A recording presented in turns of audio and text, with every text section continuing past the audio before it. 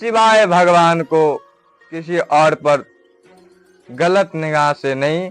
गुरु हमें यही कहते हैं कि संसार में यदि कोई बच के रह सकता है तो बोले गुरु के कृपा के वजह से। यदि गुरु कृपा ना करे तो वह बच सकता नहीं है।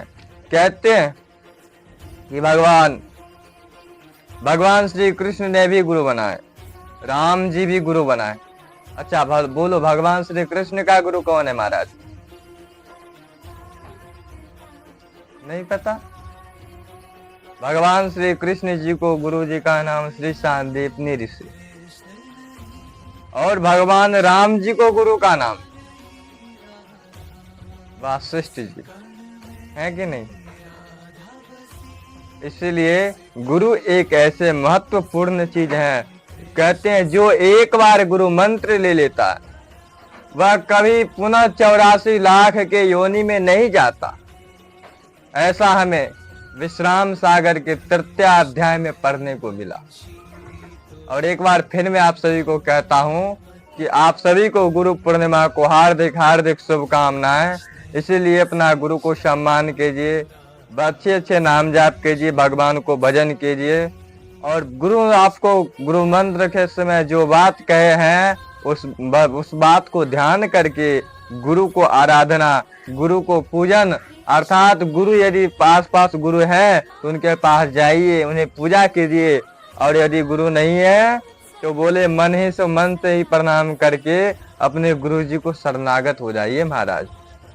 इसलिए गुरु को महिमा क्या है, आइए हम आप श्रवण करते हैं। कहते हैं विश्राम सागर के 3 अध्याय में गुरु क्या है वही बताया गया है। गुरु को महिमा के बारे में कि जो एक बार गुरु जी के शरणागत हो जाता है, जो एक बार गुरु जी को शरणागत हो जाता है वह भले कितना भी बड़ा पापी क्यों ना हो, पाप से खत्म हो जाता है महाराज। इसीलिए गुरु को शरण में जाना चाहिए। कहते हैं कि जिस समय श्री नारद जी को गुरु मंत्र नहीं मिला था, नारद जी महाराज घूमते घूमते सभी जगह जाया करते थे, परंतु कहते हैं जाते तो थे, परंतु जिस जगह पर बैठ जाया करते थे वहां को 1.25 हाथ को जमीन काट कर, अर्थात वहां को धरती काट करके गाय के गोबर से लिपवा दिया जाता था। एक बार श्री नारद जी बोले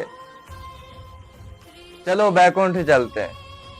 जैसे क्षीर सागर में आए वहां पर भगवान को देख करके, भगवान को अर्थात जो भगवान को भी प्राप्त कर लिया और गुरु मंत्र नहीं है तो उसे भी कल्याण नहीं हो सकता है महाराज। इसीलिए गुरु को महिमा क्या है वह हम आपको विश्राम सागर को 3 अध्याय में पढ़िएगा तब स्पष्ट पता चलेगा महाराज। नारद जी महाराज पहुंच गए, बोले कहाँ? क्षीर सागर में पहुंचे, बैकुंठ में, और भगवान को देख करके वहीं पर बैठ गए।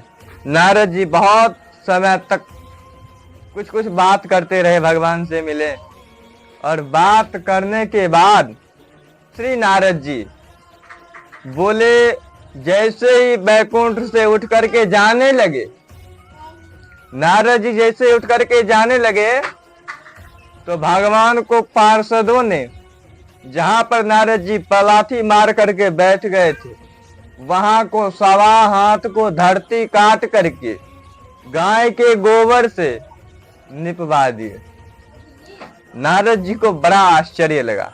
नारद जी पूछ पड़े, हे पितामह, क्या मेरे आने से बैकुंठ अपवित्र हो गया? भगवान बोले, एक बात बोलूं नारद, आप भले बुरा मान जाओ, मैं अपना जान करके मैं आपको कुछ नहीं कहता था, परंतु जो कभी गुरु मंत्र ना लिया हो वह यदि जहां बैठ जाएगा वहां को 1.25 हाथ को धरती छुआ जाता है, हमारे अपवित्र हो जाता है। जो मनुष्य गुरु मंत्र ना लिया हो, जो मनुष्य गुरु मंत्र ना लिया हो वह यदि किसी को जल भी दे तो वह जल भी ग्रहण नहीं करना चाहिए बिना गुरु मंत्र लिए। भगत जिनके पास गुरु मंत्र नहीं है उनके यहाँ भोजन भी नहीं करना चाहिए, भोजन तो दूर बैठना भी नहीं चाहिए। भगवान यह बात जैसे ही बोले नारद जी को बहुत बुरा लगा। नारद जी बोले प्रभु अब मैं गुरु किसे मानूं?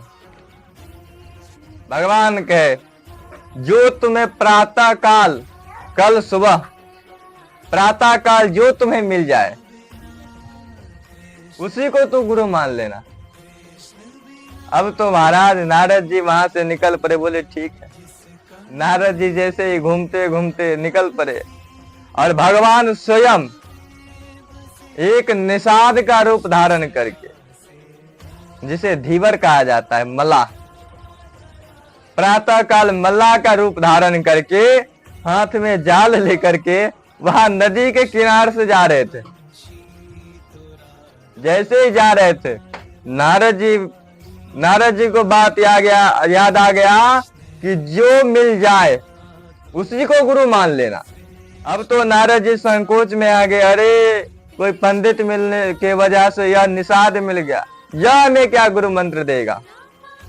फिर भी बोल पड़ा, मेरे भगवान ने कहा कि जो प्रातः काल मिल जाए उसी को गुरु मान लेना। हमने तुम्हें गुरु मान लिया, हम तुम्हें गुरु मान लिया। आप बोलो क्या हमें गुरु मंत्र दोगे? देखो कितना ही बड़ा संत कैमना है।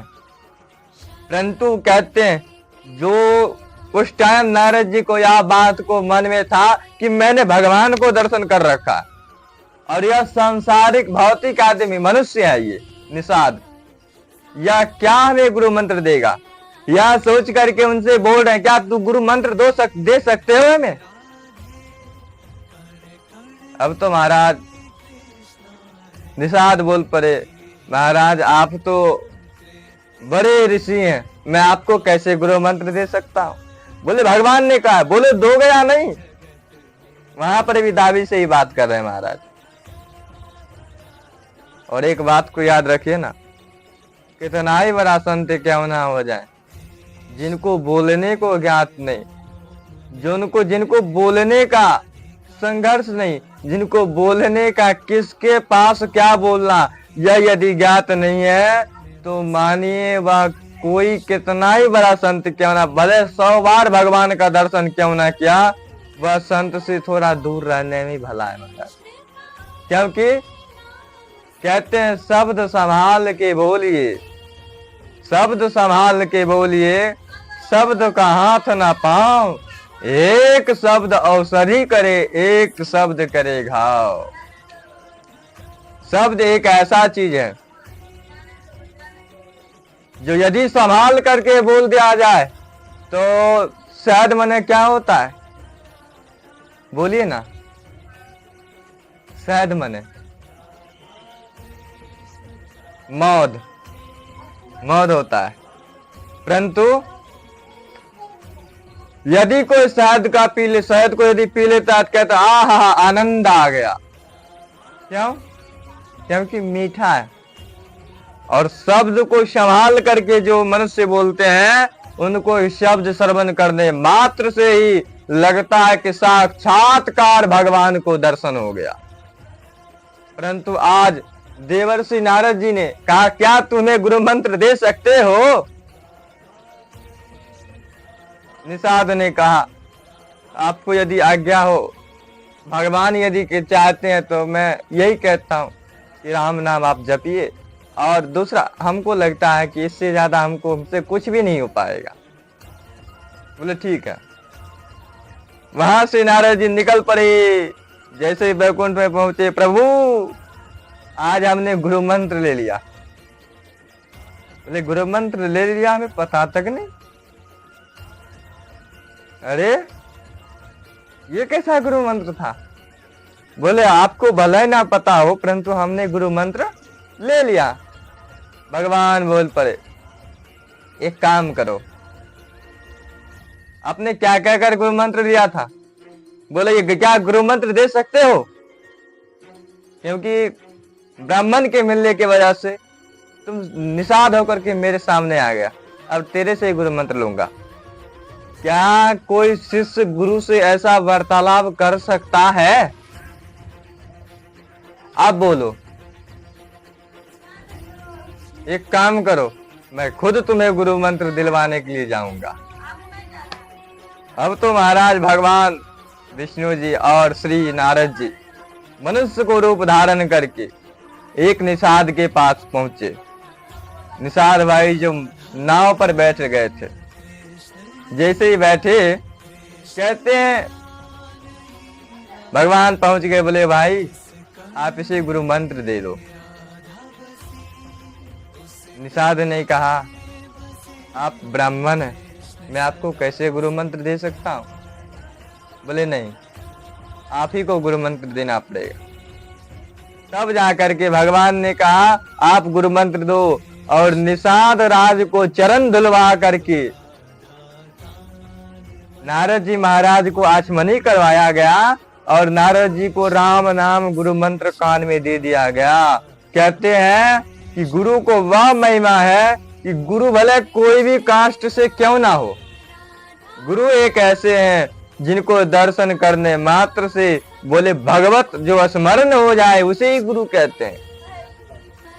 गुरु में जो लक्षण हो, ऐसे ऐसे लक्षण होना चाहिए जो गुरु में साक्षात्कार, गुरु को देखने मात्र से, गुरु को देखने मात्र से बोलो भगवान को जो स्मरण हो जाए, गुरु को देखने मात्र से यह परमात्मा को साक्षात्कार हो जाए, वैसे गुरु मान लीजिए।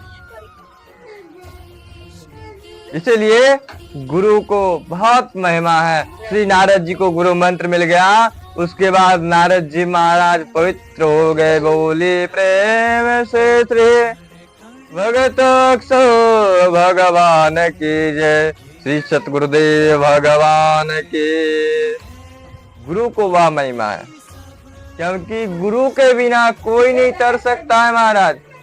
गुरु एक ऐसे हैं जिनको दर्शन करने मात्र से साक्षात्कार भगवान को दर्शन हो जाता। इसलिए सही भक्तों को जय श्रीमन नारायण, जय श्री कृष्ण। कुछ देर के बाद 5 मिनट के बाद मैं आप सभी के सामने पुनः लाइव आ रहा हूं, और उसके बाद यह श्रवण करेंगे कि भागवत जी को उत्पत्ति कैसे हुआ। सही भक्तों को जय श्रीमन नारायण, जय श्री कृष्ण। कसम कहने हमारा